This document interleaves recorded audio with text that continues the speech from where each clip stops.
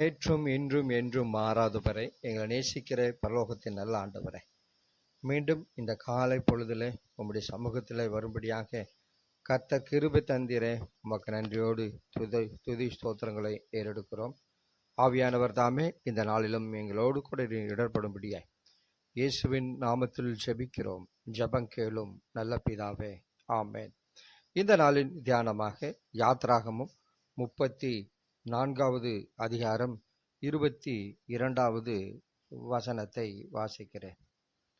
கோதுமை அறுப்பின் முதற் பலனை செலுத்தும் 7 வாரங்களில் பண்டிகையும் வருஷ முடிவிலே சேர்ப்பு கால பண்டிகையும் ஆசரிப்பாயாக.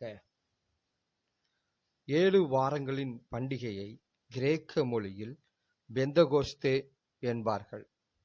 இந்த பண்டிகையானது முதற்கனிகளை செலுத்தும் பண்டிகையாகும். என்னாகமம் 28-26 பார்க்கலாம். பெந்தகோஸ்தே என்றால் 50வது என்று அர்த்தம். பஸ்கா பண்டிகைக்கு அடுத்த வாரத்தின் முதல் நாளிலே வார்கோதுமை கதிர்கட்டைகளை படைத்ததிலிருந்து 50வது நாளில் அப்பண்டிகையை கொண்டாடுவதனால் இப்பெயர் வந்தது. கோதுமை அறுப்பின் முதற் பலனை ஆண்டவருக்கு முன்பாக இஸ்ரவேலர்கள் செலுத்தி நன்றி சொல்லி களி கூர்ந்து அப்பண்டிகையை கொண்டாடினார்கள்.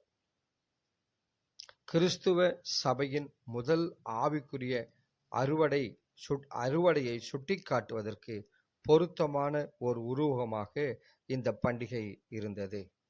முன்பு எப்போதும் இல்லாத அளவில் பரிசுத்த ஆவியானவர் பரிபூரணமாக ஊற்றப்பட்டார். அன்று ஒரே நாளில் 3000 பேர் ஆவியானவரின் ஞானஸ்தானத்தை பெற்றார்கள்.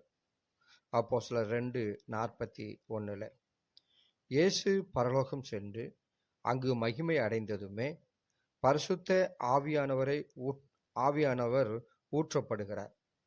எல்லோரையும் போல தவறான புரிந்துகொள்ளுதலுடன் காணப்பட்ட அந்த கலிலேயர்கள் உலகத்தையே மாற்றத்தக்க மனமாற்றத்தையும் தைரியத்தையும் பெற்றார்கள். பெந்தகோஸ்தே நாளானது சபையின் பிறந்த நாளாக கருதப்படுகிறது. அன்றுதான் கிறிஸ்துவை பின்பற்றின யூதர்களும் பிறகு புறஜாதியாரும் பூமியின் சபையில் புது குடும்ப அங்கத்தினராக அதிகாரப்பூர்வமாக மாறினார்கள். அன்பின் ஆண்டவரே, அதிகாரப்பூர்வமாய் உம்முடைய பிள்ளைகளாக ஒரு சபையாக நீர் உருவாக்கின அந்த நாளுக்காக நாங்கள் நன்றி செலுத்துகிறோம்.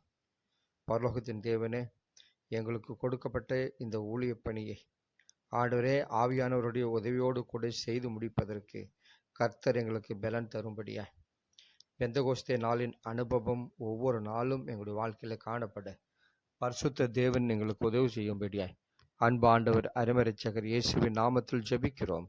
ஜெபம் கேளும் நல்ல பிதாவே, ஆமேன், ஆமேன்.